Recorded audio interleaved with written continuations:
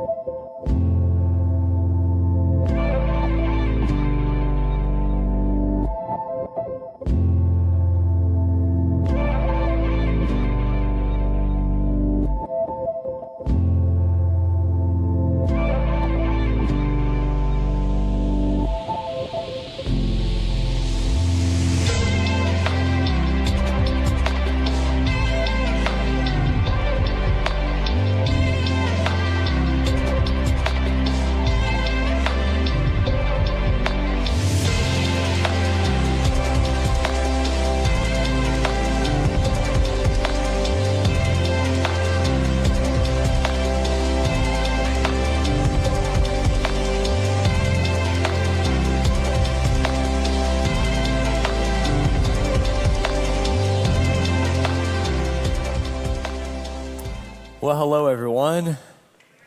How's everybody doing? Real quick, can we just give it up for the families that just went through the dedication process? How incredible was that? Wow. What a special moment. Thank you all for entitling us, investing us as a church to be able to have that moment with you. What a great time of celebration that was for you all. And we pray as a church we're still able to support and help you guys any way that we can. And today we are continuing in a series we started a few weeks ago. Before we jump into that, let me just tell you, my name is Trey. I'm one of the pastors on staff. If you're new, I'm so glad that you've decided to entrust us with your next few moments together. And just so you know, we'll get this out of the way up front, I don't sound like this all the time, all right? So just so we're all aware of this, my oldest son turned 5 this weekend, and so let's just say I went too hard on the dad status and lost my voice this weekend. So it's coming back, but I'm sorry, I kind of have that Darth Vader kind of vibe right now. But hang in there with me. We're going to get through it together, and hopefully we'll all understand what's coming out of my mouth.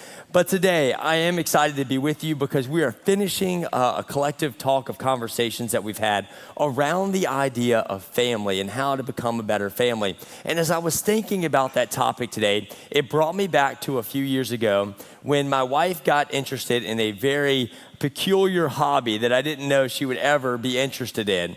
And how many of you all developed some weird new hobbies over the last few years? I know with the pandemic, everybody got some weird stuff that they were doing. And my wife, she decided to get into gardening. How about any gardeners in here? All right, I just don't understand you people, all right?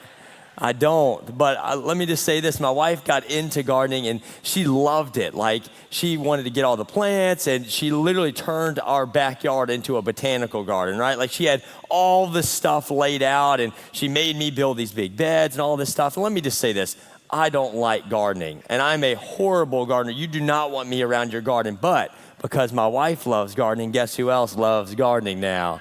Me, right? Happy wife, happy life. All right, if you don't learn anything in this series, fellas, that will get you a long way in your marriage. But I learned some things about gardening as I was watching my wife participate and get interested in this. We went to Lowe's and we got all the stuff and we bought all the plants and we bought all the soil and everything we needed to grow this garden the way that my wife was always dreaming about. And so she planted everything and I was like, cool. When's the food come, you know? And she's like, oh, it takes a while. And I was like, takes a while? Do you know Food Lion sells these things, right? Like I can go to the store and buy it. And she's like, oh no, watch, this is gonna be so fun. So she developed this garden, she put it all together, and it was so cool to watch. But what I didn't realize about gardening is that it's a lot of work. It takes time and dedication to put into this to see these plants grow into all that they're supposed to be. And I was like, man, I was like ready to eat. And she's like, it's gonna take weeks to get to the place where we're there. And so I didn't know all that went into this. And it reminded me of families because I think a lot of times we don't realize what it takes to grow our families. How much work and time and dedication that it takes to get us to the point where we're happy with where we're at and we're growing as a family. It takes a whole lot of work, whole lot of patience, whole lot of endurance in order to get to the place where we're happy with where we are as a family. And so for you, if you've just started this journey with us, trust me, you are in for a treat because all of us have a lot of work to do together to get to the place where we want to be. And we started this series, Dysfunctional Families, because over the last few years, if there's anybody that we've seen struggle or go through things, it's families.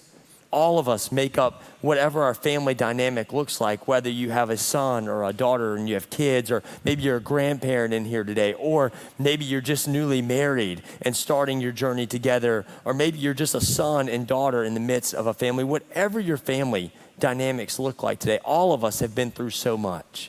We experience loss, we experience hardships, so much anxiety around all the decisions that we've had to make, and a lot of us are wondering, can our families really ever get better? Can we ever grow? And it's a great question for all of us to ask because of all that we've been through. But over the last few weeks, we've been talking about some things that we can put into our lives to help our families get to a better place. So if you've missed any of those weeks, go back and watch those online because they were some great weeks of conversation together. But today, as we wrap up our time together, I want to give you one last word that I feel like is kind of the exclamation mark on the end of this family series that's going to help us take what we've learned and apply it to our lives in order to see change in the necessary areas in our families. And so the word that we're going to be looking at this week is the word cultivation. Everybody say cultivation. See, you guys sound way better than I do. Cultivation. The word cultivate simply means this: to develop or to prepare. To develop or to prepare for growth. And so that's why it got me thinking about my wife's garden, because there's a lot of preparation, a lot of things in order to get these plants to develop into what they're supposed to be. And just like our families, it takes a lot of cultivation to get our families where they desire to be. And so the big question I want us all to wrestle with today as we go through this time together is this: how do we cultivate a better, more functional family? How do we create and cultivate a better, more functional family? How do we get our families from dysfunctional to more functional? How do we get to where we are, to where God desires our families to be? Because like we've talked about in this series, every single part and person in your family makes up your family, and you can only be as healthy as every individual in your family. So it requires all of us to dig deep and to work on the things in order for our families to get to a better place. And today, as we jump into our biblical text, I was thinking about what passage to study today. And as I was praying and kind of meditating on where to go today, this verse popped into my mind, and I started researching, and I was like, wow, that's the verse for this week. And it comes from a guy named King David. He writes in the book of Psalms. Psalms is a great book of just emotions and poetry and songs and all of these things that talk about how people are feeling it. And David is so good about sharing how he's feeling with God. He's very real and vulnerable before God through many of the Psalms that we read throughout the Bible. But this particular one, he prays this prayer to God. It's a very bold prayer, and it's a prayer that requires a lot of action on David's behalf to listen to God and to trust God to figure out what's next. And I want you to listen to these words and imagine yourself saying these very words to God and your family and what that could look like today as we cultivate better families together. Take a listen to this. Psalms 139, verses 23 through 24. It says this: "Search me, O God, and know my heart. Test me and know my anxious thoughts. Point out anything in me that offends you, and lead me along the path of everlasting life." See, I love this passage because it's a passage of examination, of God, here I am, search me, know everything there is, the good, the bad, the ugly about who I am. And I want you to point it out. Tell me the ways in which I can get better. Point out my thoughts and my heart. Tell me there's anything that offends you. And God, lead me to a better life. And I think inside all of us want that. But I don't know if all of us are bold enough to pray that prayer, to ask God to really search those areas in our lives that are messy right now. But that's the only way we're going to get better. And so today, I just want to give you just a few thoughts on how we can cultivate a better family based upon this passage today. And I hope it gives you some thoughts and tools to take away as you leave church today with an idea to how to help your family in the future. And so here's the first big thought I want to give you today is this, is to assess your family's strengths and weaknesses. Take time this week to think about where you're strong, where you're good as a family, and then take some time to be real about where you're not so good as a family, and there's some things that need some work. I love what David said. He said, "Search me, O God, and know my heart. Test me and know my anxious thoughts." God, get into the nitty-gritty, so the things that are good and not so good. And there's this process that David is willing to endure. And I think all of us need to be real with our family members and say, hey, what's working well and what's not working well? Here are the kind of big thoughts that we covered during the series, the big topics of how we can examine our families. And here's the thoughts that you can think about in your family of how to become a more functional family. Here are kind of the big topics that we covered. The first one was the idea of commitment, of being committed to your family. And so I'll ask, how's the commitment level doing with your family today? How do they feel a sense of you're committed to this? Or is there some things maybe you feel like there's some parts of your family that are 1 foot in and 1 foot out, or there's some things, then there's some mistrust that's happened that needs to be rebuilt? Maybe it's communication. I think all of us can improve on the way in which we communicate to one another. Sometimes things get lost in translation. We say things we don't mean in the heat of the moment, and we can cause a lot of damage. So how is your communication doing in your family? The next one was community, about surrounding ourselves with good people so that we can grow together and we can help people and people can help us. Are you surrounded in a good community? The next one we covered last week was this idea of coping. All of us have good and bad coping mechanisms that we use every single day. And how are they helping and hurting our families? And the last one today is cultivation, because there's this idea that we're always at work. It's one of those things, we don't just watch the plants just sit there. We cultivate them, we build on them so we can get better. And that's an everyday process.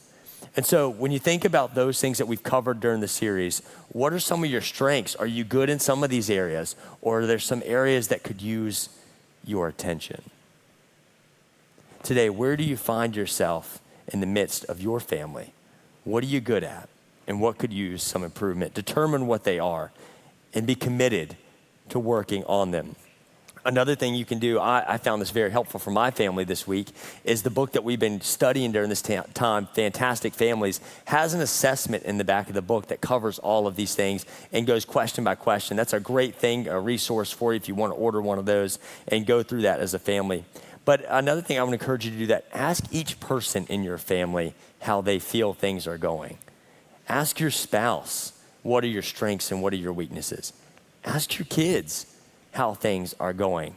What are the good and the bad things that could improve your family?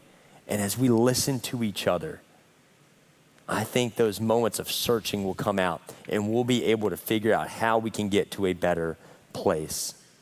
And once we do that, once we take time to assess where we are, our strengths and our weaknesses, the next big thing we can do is choose specific goals.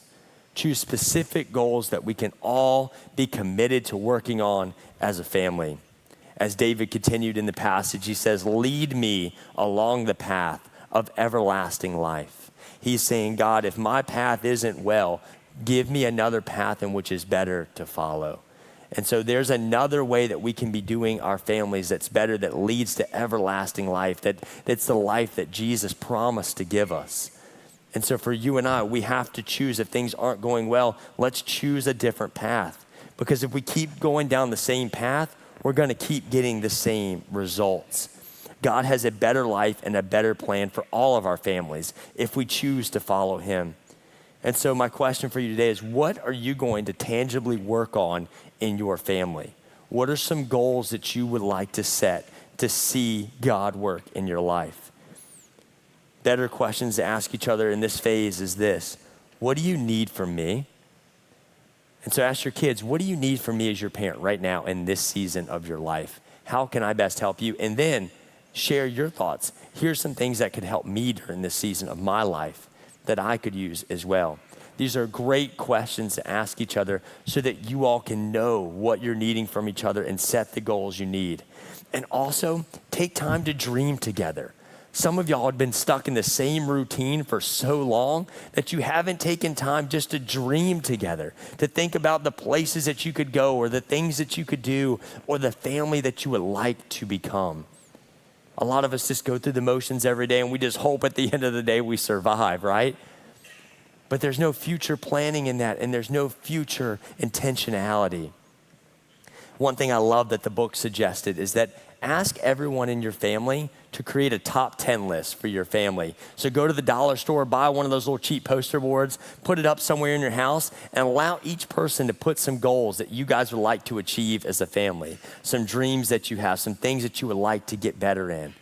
That's a great way to see the goals in front of your family in order so that you can get better. And so create those specific, tangible steps that you all can take together. That's how you cultivate it, because it's not just like putting the plants in the ground and go, all right, I hope they grow. It requires a lot of work, right? It requires you to pay attention to what's going on, to water where there needs some water, do the things that need to be done. And so today, not only do we want to ask God to search and know those things, but we also want to ask God, hey, God, give me a different path. Give me a different way of seeing this so that I can do better. And those things will help us cultivate our families moving forward. And then the last few things I want to give you as we wrap up our time together today is something that was said in the very beginning of this series. And I think it's still something to put on the forefronts of our minds as we continue to figure this thing out, is to be intentional with our time and energy. To be very intentional with our time and energy. Listen, you and I, we're only here for a short amount of time here on earth, and we only get a certain amount of time and energy. And I want to ask you, how are you spending that time? And how are you spending that energy? And are you wise with how you're doing it? Or is there a lot of time and energy that's literally wasted or given to the wrong things? I know for me, one of the things someone told me early on was pay attention where I spend my energy, because a lot of times what people do is they use all their great energy for work or their hobbies or the things that they go out and do, and then they come home and they give their families the second best or just a little bit left over. And a lot of times that's what we do because we're comfortable with our families, right? We give them the leftovers and we give everybody else our best. when it should be the exact opposite. Those closest to us, our families that we care about and that matter so much to us, deserve our best. And so many times we just give them what's left over at the end of the week. I know for my kids, I want them to get the best of their dad. I want my wife to get the best of her husband, not just what I have left over. And so there are some things I have to switch in the list of my priorities in order for that to take place. We need to create space and time. If there's anything you can learn in this series, take time to have family dinners together again. This is a lost art form in our crazy busy culture. But we all have to eat, right? And so we might as well eat together, laugh together, talk together, instead of just throwing some chicken nuggets in our mouth on the way to the next thing, right? That's what a lot of us do. But we miss out on the intentional time we could have together around a table. Create a night or 3 nights a week that you all can talk around a table together. Or maybe it's, showing up to your kids' ball games. Maybe it's committing to going to church together as your family and bringing them to our kids and our student ministries so that they can get poured into as well. Do game nights together. One thing we started on Friday nights, it's pizza and movie or game nights with our kids, and they love it, and it's so much fun. And so those kind of things are so easy, but they're just lost art forms on all the things that have happened in our families, the things that we need to get back to. I read in another book this week that I was studying that I loved. He said, put down the phone and go play. And we as adults have a hard time with this because what'll happen, I'll let my kids go out and play, but I'll sit there and I'll be answering emails or I'll get phone calls. But you know what I learned? Put down the phone. And I just went and played in the sandbox and went and did all the birthday stuff, hence why my voice is gone this weekend, because I had so much fun just playing and being their dad. And that's what it's all about. Our kids, our spouse, our parents, our grandparents, all of us, we deserve to give our time and attention to the things that matter most.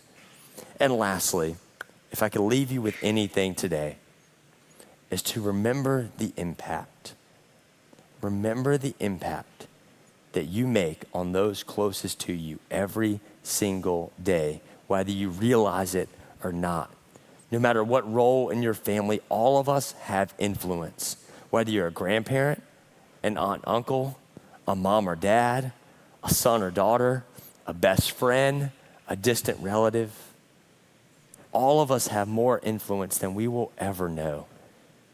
And every single day, you're writing the story of your family. And are you writing it well? Are you making an impact with your life, your decisions, and your daily life? You and I, like I said, only get so much time here on this earth. And I love what the psalmist encourages us in Psalm 90:12. It says this is great wisdom for all of us. Teach us to number our days, so that we may gain a heart of wisdom. There's this idea that every day is a gift from God. And God has given you a precious gift of your family to steward every single day. But how are you stewarding that gift? Are you investing in it wisely? Or there's some changes that need to be made? Your family needs you. Let's be wise with each day that we have and find ways to get better and grow together, because you never know what the next day is going to hold. And those closest to us, your family, those are the people you can impact the most because you're around them the most. Over the last few days, I've had the opportunity of doing all sorts of things, and one of them being a family in our church recently lost their grandmother. Unexpectedly, they didn't see it coming. 1 minute she passes, and then the next few hours they were here meeting with me at the church, and you could just see the shock on all of the family's face that they had just lost someone they loved so quickly that they didn't even know how to process it. And so we're talking about the funeral and getting everything ready, and I just asked, is there anybody that would like to share? And the granddaughter and some of the other families said that they would like to share and have a moment in the service for that. And so over the next few days, they planned the funeral, and I show up, and I'm with the family, and I give the time for everybody in the audience to share, any family members to share. And the granddaughter that attends here, she stood up and she shared the most incredible words about her nanny. And I was the one supposed to be leading this thing, and I'm in the back weeping like a baby because I had no idea the words that she would be sharing about somebody so special to her. And so I texted her this week and I said, hey, do you still have what you wrote about your grandmother? I would love to share it this week at our church service because I think it's a great reminder for all of us of the impact that somebody can make in your lives. And she kindly wrote me back and said, yeah, that would be great to everybody know the influence she had on my life. You sure can share it. And she sent me the whole thing. And as we wrap up our time together today, I just want to read you what she wrote. And I hope that it inspires you and it encourages you, no matter what your family dynamics look like today, that you have the opportunity to make a difference in the life of those in your family more than you ever know. And it's important we take every moment that we have with them and use it for good. And so here's the story that she read. At funerals, people often talk about how sweet, kind, and gentle someone was. But Nanny, she was petite and feisty as they come. Anyone who knew her knew she was real and quick to tell you whatever was on her mind, whether you wanted to have it or not. Sometimes you just have to take a deep breath. But at the end of the day, I always knew how much she loved me. And I hold close to my heart the times that she would look back to me and say, I love you too, more than you know, girl. I feel like I'm in denial. This can't be real. It all happened too quick for me to be able to wrap my head around. I still don't know how we got here. I feel like I'm living in a nightmare that I just want to wake up from. I'm reminded you're gone when I open up the app to place a food order and see Nanny's meal as an option to click on. We've eaten together at our fair share of fast food joints, and she loved taking me and the boys out to lunch any chance she got. I'm also reminded when I run across a silly joke that I want to share with her, but then I realize that there will be no one on the other end of the phone. As most of you know, Nanny lived with us the majority of my childhood. She was there when I learned how to ride a bike, started kindergarten, when I got my license, and when I graduated nursing school, and everything in between. As a kid, we loved to lay in our bed together and watch cartoons, and it was no secret, she loved cartoons more than me. You'd find her watching cartoons even when she was in her room alone. That's also where she taught me to read. I can still see it now, her laying with her hands across her belly, with her eyes closed, creating an image in her head of what I was reading. She always looked at peace when she was relaxing with a book in her hand. Reading was her happy place. We also shared a lot of love for old music, especially old country music. It wasn't until I got a little bit older that I really appreciated the bond that music formed between us. It was always a topic of conversation for us. I remember last year, her and I sat in my living room and we just listened to Hank Whalen and her favorite, Travis Tritt. We just sang together and talked. And I remember thinking in that moment, this is the day I will remember and cherish forever. But never in a million years, thinking I only had 1 year left with her. As I held her hand in the hospital, I thought to myself, I don't think I've ever held her hand before, at least not in an age where I was old enough to remember. And immediately guilt set in, but Nanny wasn't that type of person. She was never the warm and cuddly type, but I loved her for who she was. She always made sure to tell me that she loved me. I've only known her to cry real tears one time in my entire life, and that was on my wedding day. It was then I knew the special place I held in her heart, because if you knew Nanny, you knew she didn't show her emotions. I'm someone who is well aware of being grateful for every single second you have with someone, because you're never promised tomorrow, but somehow I thought I'd have many more tomorrows with her. I'm grateful for the 28 years I did have with my Nanny, even though it doesn't feel like enough. I guess no matter how much time we get with the ones that we love, it will never be enough. we will always want 5 more minutes. Nanny, you will always forever live in my heart, and I'll make sure your boys, as you call them, never forget you. Through the heartache, I find comfort knowing that we'll be together again one day. Now go rest high on that mountain. Your work here on earth is done. Love you more than you know, girl.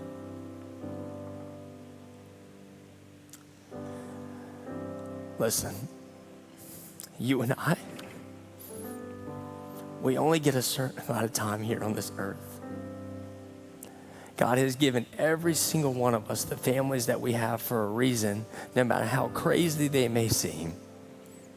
And I know we have hard days. I know we've all been through a lot. But when I hear stories like this, it reminds me of the importance of every single moment that we get with those that we loved and that we care about. And so today, I don't know where you're at. I don't know what you and your family are going through. But I can promise you this, if you work towards it, better days are ahead. And God has a plan and a purpose for your family, bigger and better than you ever thought it could be. But we have to stop making excuses. We have to stop living so distracted on everything, taking our time and attention away from the things that are most important. And so today, I hope this story serves as a reminder of the impact that you can make in the life of your family if you so choose to. Every day we have the opportunity of influence around us. What will you do with the time that you have to create a better, more functional family? And I think it all starts today as we conclude our time together through this series with saying, God, search me. God, know my heart. God, know my thoughts. God, tell me if there's anything that's not working. And God, give me a better path ahead. And when we can be open and honest and vulnerable for a God who loves and cares for us, it's amazing what he can come into our lives and do. And the change that can take place and the impacts that can be made if we so let him. And so today, as we wrap up our time together, Grace had found this song, and it's a prayer for families in the future of our families. It's a blessing over all of us as we leave here today, that God would go before us, that God would be in the midst of everything that we're going through together as a family. And so as you hear the song, I just want you to reflect on everything that we've talked about during this series and during our time together today, and think about the things that you would like to see change in the midst of your family as we go forth from this day forward. And so I'm gonna pray for us, and then I just want you to take the next few moments, listen to this song, and make this song your prayer as we leave here today. Let us pray. Jesus, I thank you so much for every single thing that you do for us, and for being the God that you are. God that can come into any mess, any mistake, any journey, and lead us in a better way. And so, Lord, today, we just say thank you for the gift of life. We thank you for the families that you've entrusted us with. And we pray today, God, that you would search us and know our hearts, know our thoughts, and give us a better way forward. We love you, we praise you, and we thank you for being who you are. And we pray that you would lead us in the moments ahead as we choose to follow you the best that we know how. Well, thanks so much again for stopping by. If you have any questions or would like to get connected here at Atlee Church, we would love to help or serve you any way that we can. And if God is doing something awesome in your life, we'd love to hear about it. You can email us directly at stories@atleechurch.org. And if you would like to support the ministries here at Atlee financially, you can go to our website and click the top tab, Give, and that helps us continue to get these messages out there and make a difference in the lives of so many. Well, thanks for tuning in, and we hope to see you again next week.